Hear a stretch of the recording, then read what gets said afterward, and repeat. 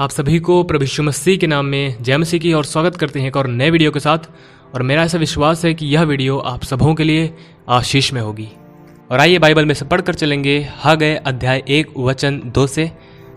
सेनाओं का यहोवा यों कहता है, ये लोग कहते हैं कि यहोवा का भवन बनाने का समय नहीं आया है।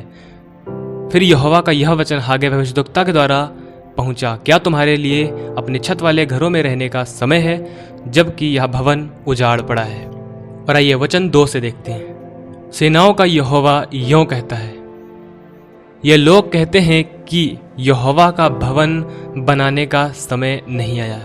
उर्दू में लिखा है अभी नहीं आया। आज के दौर के समय में हमारे बहुत सारे ऐसे मसीही जवान भाई बहन हैं जो कि यह कहते हैं कि अभी हम जवान हैं और हमारा ये जवानी का टाइम है कि हम अपनी लाइफ को एंजॉय करें संसारिक कामों के द्वारा, शारीरिक कामों के द्वारा, संसारिक म्यूजिक के द्वारा और संसारिक ट्रेंड्स के द्वारा, जिनको देखकर यह कोई नहीं कह सकता कि यह मसीह का पीछा कर रहे हैं, क्योंकि वह संसार का पीछा कर रहे हैं। और बाइबल एक व्यक्ति के लिए ऐसा बताती है कि क्या तुम नहीं जानते कि तुम परमेश्वर का मंदिर हो। एक व्यक्ति के लिए बाइबल बताती है कि वह परमेश्वर का मंदिर है। तो क्या ऐसे लोगों के लिए यह कहना उचित ना होगा कि ये लोग कहते हैं कि अभी वह समय नहीं आया कि हम परमेश्वर के मंदिर को बनाएं। वचन 3 में लिखा है, फिर यहोवा का यह वचन हागै भविष्यद्वक्ता के द्वारा पहुंचा। हागै भविष्यद्वक्ता के द्वारा परमेश्वर ने अपना वचन लोगों तक पहुंचाया। और वचन 4 में लिखा है, क्या तुम्हारे लिए अपने छत वाले घरों में रहने का समय है, जबकि यह भवन उजाड़ पड़ा है। क्या तुम्हारे लिए अपने छत वाले घरों में रहने का समय है। छत वाले घर यानी कि कुछ सुरक्षित और महफूज जगह को दर्शाता है, जो कि और उर्दू में लिखा है छत वाले घर के विषय में, सुरक्षित घरों में। क्या तुम्हारे लिए अपने छत वाले घरों में रहने का समय है।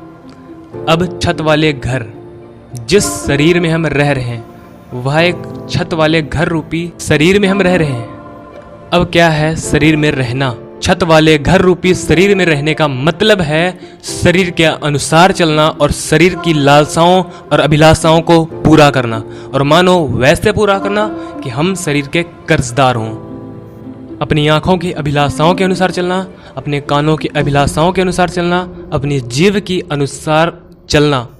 जो लोग ऐसी चाल चलते हैं, क्या उनके लिए यह कहना उचित न होगा कि ये लोग अपने छत वाले घर रूपी शरीर में रहते हैं। और हागै भविष्यद्वक्ता यहाँ पर कहता है, क्या तुम्हारे लिए यह समय है कि तुम अपने छत वाले घरों में रहो। यह वह समय है जिसके लिए बाइबल बताती है कि दिन बुरे हैं और मसीह के आगमन के चिन्ह हमारे सामने हैं। और बाइबल बताती है कि तुम तैयार रहो। और ऐसे लोग कहते हैं कि अभी वह समय नहीं आया कि हम परमेश्वर के मंदिर को, परमेश्वर के भवन को बनाएं। और आइए बाइबल में से इसके विषय में पढ़कर चलेंगे। गलातियों अध्याय 5 वचन 19 लिखा है, शरीर के काम तो प्रकट हैं, अर्थात व्यभिचार, गंदे काम, लुचपन, मूर्ति पूजा, टोना, बैर, झगड़ा, ईर्षा, क्रोध, विरोध, फूट, विधर्म, डाह, मतवालापन, लीला क्रीड़ा और इनके जैसे और काम हैं। इनके विषय में मैं तुमसे पहले से कह देता हूँ, जैसा पहले कह भी चुका हूँ, कि ऐसे ऐसे काम करने वाले परमेश्वर के राज्य के वारिस न होंगे। शरीर के काम, व्यभिचार। पुराने नियम में व्यभिचार के विषय में बाइबल बताती है, जब एक व्यक्ति किसी पराई स्त्री के पास जाता था और वह उसके साथ एक होता था, तब वह व्यभिचार गिना जाता था। पर प्रभु यीशु मसीह ने न्यू टेस्टामेंट में, नए नियम में इस चीज को और भी ऊंचा उठा दिया कि अगर कोई किसी स्त्री पर कुदृष्टि से देखता तक है, वह उसके साथ व्यभिचार कर चुका। जिस मूर्ति पूजा के विषय में पुराने नियम कहता है कि उन्होंने मूर्तियां बनाई, उसी मूर्ति पूजा को बाइबल कहती है, अगर हम लोभ रखते हैं अपने अंदर, अशुद्धता रखते हैं, बुरी कामनाएं रखते हैं, दुष्ट लालसाएं रखते हैं, तो यह मूर्ति पूजा के बराबर है। और यह काम, और जो कोई शरीर के अनुसार चलता है, वह एक मूर्ति पूजा के जैसे पाप को करता है। और जिसके विषय में यूहन्ना भी कहता है, 1 यूहन्ना अध्याय 5 वचन 21, हे बालकों, अपने आप को मूर्तों से बचाए रखो। अगर कोई व्यक्ति अपने शरीर के अधीन होकर जीता है, शरीर की लालसाओं के अनुसार जीता है, शरीर की अभिलाषाओं के अनुसार जीता है, और जैसा उसका शरीर चाहता वैसा वह चलता है, तो वह एक व्यक्ति मूर्ति पूजक ठहरेगा खुदा के सामने। और बाइबल ऐसे व्यक्ति के लिए बताती है कि अगर तुम शरीर के अनुसार दिन काटोगे तो मरोगे। और आगे भविष्यद्वक्ता की पुस्तक में लिखा है, जबकि वचन 4 में, जबकि यह भवन उजाड़ पड़ा है। अब यह भवन क्यों उजाड़ पड़ा है? यह क्यों भवन उजड़ गया, बर्बाद हो गया, नष्ट हो गया? वह इसीलिए उजड़ गया, नष्ट हो गया और बर्बाद हो गया क्योंकि लोग अपने शरीर के अनुसार जीने लगे, अपने छत वाले घर रूपी शरीरों में रहने लगे और शरीर के अनुसार चलने लगे, और परमेश्वर के भवन को बनाने की किसी ने कोई परवाह नहीं की। उस मंदिर को बनाने की कोई परवाह नहीं की, उस मंदिर की कोई फिक्र नहीं की, कोई चिंता नहीं की, और इस कारण वह मंदिर उजड़ गया, बर्बाद हुआ और वह उजाड़ पड़ा है। जिस मंदिर में परमेश्वर वास करना चाहता है, जिस मंदिर में परमेश्वर रहना चाहता है, वह मंदिर, वह परमेश्वर का भवन आज उजाड़ पड़ा है, और बहुतों के जीवन में ऐसा ही है। और वचन 5 में लिखा है, इसलिए अब सेनाओं का यहोवा यों कहता है, अपनी अपनी चाल चलन पर ध्यान करो। तुमने बहुत बोया परंतु थोड़ा काटा, तुम खाते हो परंतु पेट नहीं भरता, तुम पीते हो परंतु प्यास नहीं बुझती, तुम कपड़े पहनते हो परंतु गरमाते नहीं, और जो मजदूरी कमाता है वह अपनी मजदूरी की कमाई को छेद वाली थैली में रखता है। जो मजदूरी कमाता है वह अपनी मजदूरी की कमाई को छेद वाली थैली में रखता है। तुमने बहुत बोया, तुमने बहुत दुआएं की, तुमने बहुत संगति अटेंड की, तुमने बहुत सारी मीटिंग्स अटेंड की, और तुमने बहुत सारा दान और दसवां अंश दिया, पर तुम उसके साथ साथ गुनाह भी करते रहे। पाप और बुराई, अधर्म और दुष्टता से मोहब्बत रखते रहे। अपनी इस कमाई को आप उस छेद वाली थैली में रखते रहे, और यह छेद उस गुनाह, उस पाप को दर्शाता है जो आपके जीवन में है। आप जितना मर्जी कर लो, जितना मर्जी कुछ भी खुदा के लिए करने के लिए चाहो, तो इस प्रकार से अगर आप पश्चाताप नहीं करते, मन नहीं फिराते, अपने बुरे कामों से फिरते नहीं, तो मैं आपको बताना चाहता हूँ कि आप अपनी कमाई को छेद वाली थैली में रखते हैं, जिसमें से आप चाहे कुछ भी रखो, और अंत में वह थैली आपको खाली ही मिलेगी। ऐ लोगों, सुन लो, बुराई और पाप और अधर्म और दुष्टता से मोहब्बत रखने वालों, तुम्हारे लिए एक दिन बहुत भयानक आएगा। इस बात को याद रखना, अगर आप अपने बुरे कामों से, अपनी बुरी आदतों से, बुरे कामों से अगर नहीं फिरते हैं तो। और ऐसे लोग जो कहते हैं कि अभी वह समय नहीं आया है कि हम परमेश्वर के भवन को बनाएं, सुन लो, वह दिन कल नहीं वरन आज है कि आज आप आज ही इस भवन, इस मंदिर को बनाने में लग जाएं। और शुरुआत कहाँ से? शुरुआत वहाँ से जो आपने बुराई, पाप, गुनाह किए, उन सब के लिए खुदा के सामने पश्चाताप करो और उसके मसीह के सुसमाचार पर विश्वास करो। वचन 7 में लिखा है, सेनाओं का यहोवा तुमसे यों कहता है, अपने अपने चाल चलन पर सोचो। अपनी अपनी चाल चलन के विषय में सोचो कि क्या तुम खुदा की रीति पर चलते हो या फिर अपने शरीर की रीति पर और इस संसार के हाकिम शैतान की रीति पर चलते हो। वचन 8 में लिखा है, पहाड़ पर चढ़ जाओ और लकड़ी ले आओ और इस भवन को बनाओ, और मैं उसको देखकर प्रसन्न होऊंगा और मेरी महिमा होगी। यहोवा का यही वचन है। पहाड़ पर चढ़ जाओ और वह लकड़ी ले आओ। अब यह लकड़ी किस चीज को दर्शाती है? यह लकड़ी उस क्रूस के विषय में बताती है। क्या आप जानते हैं उस दिन क्या हुआ था? उस सलीब के ऊपर वह परमेश्वर का प्रिय पुत्र, जिसने पाप को कभी जाना तक ना था, बाइबल उसके लिए बताती है कि वह हमारे पापों को अपने ऊपर उसने उठा लिया।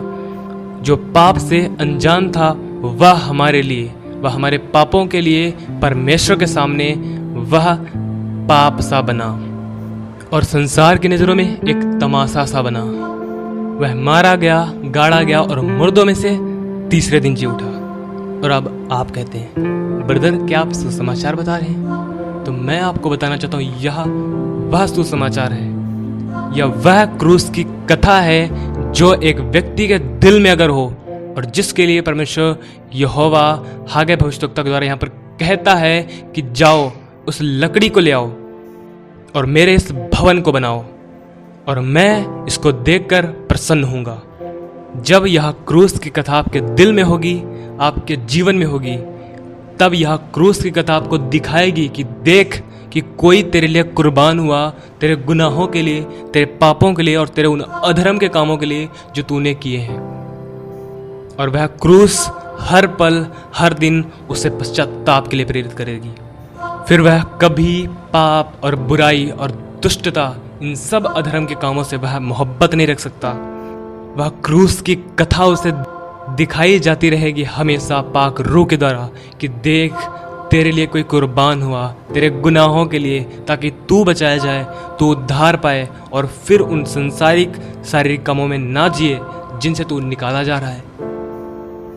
पर अफसोस, ऐसे हमारे बहुत सारे जवान मसीही भाई बहन हैं जो इस चीज़ को इग्नोर करते हैं, एक साइड में रखते हैं, सिर्फ अपने कामों के द्वारा इस चीज़ को वह दिखाते हैं और इस बात में वह इनकार करते हैं कि हम मसीह के ऊपर विश्वास करते हैं या फिर यह कि हम मसीह के सुसमाचार पर विश्वास करते हैं। वे कहते हैं कि हम परमेश्वर को जानते हैं पर अपने कामों के द्वारा उसका इनकार करते हैं क्योंकि वे घृणित और आज्ञा ना मानने वाले हैं और किसी अच्छे काम के योग्य नहीं।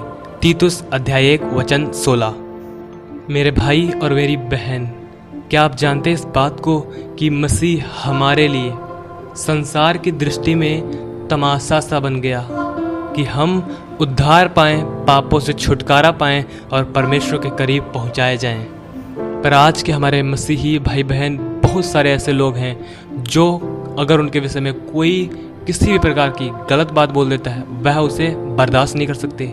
आप कैसे तैयार हो सकते हैं कि संसार के सामने जैसे मसीह तुम्हारे लिए तमाशा सा बन गया, क्या आज आप मसीह के लिए तमाशा सा बन सकते हो? और आप इनकार कर सकते हैं कि संसार मेरे लिए क्या कहता है, इससे मुझे कुछ भी फर्क नहीं पड़ता। क्या संसार के लोग मेरे विषय में कहते हैं, क्या संसार के लोग मेरे विषय में सोचते हैं? और आइए अब इन सब बातों को एक साइड में रखते हैं जो संसारिक और शारीरिक हैं, और आइए उस लकड़ी को ले चलें जिससे परमेश्वर का मंदिर बनाया जाएगा। और वह लकड़ी मसीह की क्रूस है, वह क्रूस की कथा है। और बिना इस सुसमाचार की कथा पर विश्वास किए कोई भी नहीं है जो इस परमेश्वर के भवन को, मंदिर को बना सके, और ना ही कभी परमेश्वर को प्रसन्न कर सकते हैं और ना ही कभी परमेश्वर की महिमा कर सकते हैं। तो आइए, यह दिन आज है, कल नहीं, कि हम अपने बुरे कामों से, अपनी बुराइयों से, अपनी गलत सोच से, गलत ख्यालों से खुदावंद के सामने जाएं और पश्चाताप करें और खुदा के आगे आज से इस भवन को बनाने का प्रॉमिस करें और परमेश्वर से अनुग्रह मांगे। मैं आपसे कहना चाहता हूँ, परमेश्वर आपसे प्यार करते हैं। आप चाहे कहीं पर भी क्यों ना गिरे हों, खुदा आपको वहाँ से भी आज उठाने के सामर्थ्य रखता है। पर सवाल यह है कि क्या तुम खुदा के पास पूरे मन से आते हो?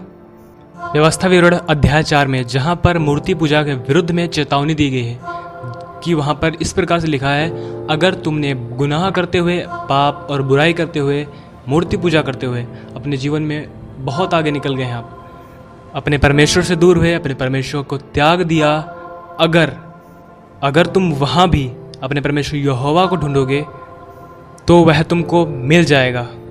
शर्त यह है कि तुम उसे पूरे मन से और अपने पूरे प्राण से ढूंढो।